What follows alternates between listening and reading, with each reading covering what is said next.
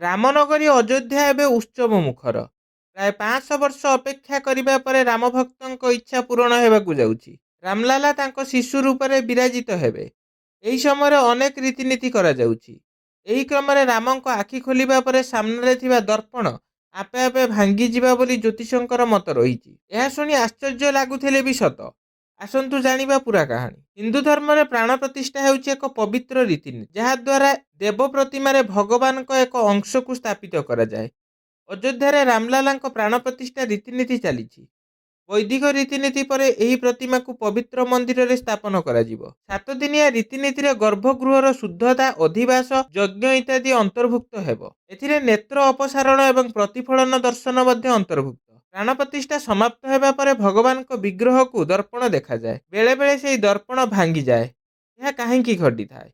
22 ଜାନୁଆରୀରେ ଗର୍ଭଗୃହରେ ରାମଲାଲାଙ୍କ ପ୍ରତିମା ସ୍ଥାପନ କରାଯିବ। ସେ ପର୍ଯ୍ୟନ୍ତ ମୂର୍ତ୍ତିର ଆଖି ଏକ କପଡ଼ାରେ ଆବୃତ ହୋଇ ରହିବ।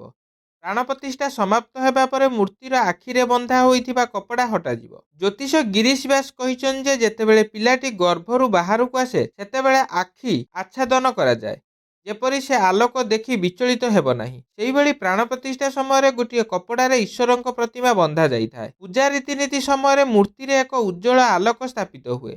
ପ୍ରାଣ ପ୍ରତିଷ୍ଠା ସମୟରେ ନେତ୍ରମୂଳକ ରୀତିନୀତି କରାଯାଏ, ଯେଉଁଥିରେ ଦେବତାଙ୍କ ଆଖିରେ ବନ୍ଧା ହୋଇଥିବା କପଡ଼ା ଖୋଲାଯାଏ ଓ ଆଖିରେ ମହୁ ଲଗାଯାଏ। ସେହିପରି ରାମଲାଲାଙ୍କ ଆଖି ଖୋଲାଯିବ, ପରେ କାଜଲ ଲଗାଯିବ। ଏହାପରେ ପ୍ରତିଫଳନ ଦର୍ଶନ ନୀତି ସମାପ୍ତ ହେବ। ଜ୍ୟୋତିଷ ଗିରୀଶ ଭାଇ ପ୍ରତିବିମ୍ବ ଦର୍ଶନ ବିଷୟରେ ବର୍ଣ୍ଣନା କରି କହିଛନ୍ତି, ପ୍ରାଣ ପ୍ରତିଷ୍ଠା ସମୟରେ ଦେବତାଙ୍କ ଆଖିରେ ଶକ୍ତି ଆସିଥାଏ। ମନ୍ତ୍ର ଜପ ହେତୁ ପ୍ରତିମାକୁ ଆସୁଥିବା ଉଜ୍ଜ୍ୱଳ ରଶ୍ମି ଯୋଗୁଁ ମୂର୍ତ୍ତିର କୌଣସି କ୍ଷତି ନ ହେବା ପାଇଁ ପ୍ରତିବିମ୍ବ ଦର୍ଶନ କରାଯାଇଥାଏ। ଆଖିରୁ ବାହାରୁଥିବା ରଶ୍ମି ଯୋଗୁଁ ଦର୍ପଣ ଭାଙ୍ଗିଯାଏ। ଜାନୁଆରୀ 22 ତାରିଖରେ କାହିଁକି ଉତ୍ସର୍ଗୀକୃତ ହେଲା ରାମ ମନ୍ଦିର? ଏହା ଉପରେ ସ୍ୱାମୀ ରାମଭଦ୍ରାଚାର୍ଯ୍ୟ କହିଛନ୍ତି ଯେ 22 ଜାନୁଆରୀ ହେଉଛି କୁର୍ମା ଦ୍ୱାଦଶ।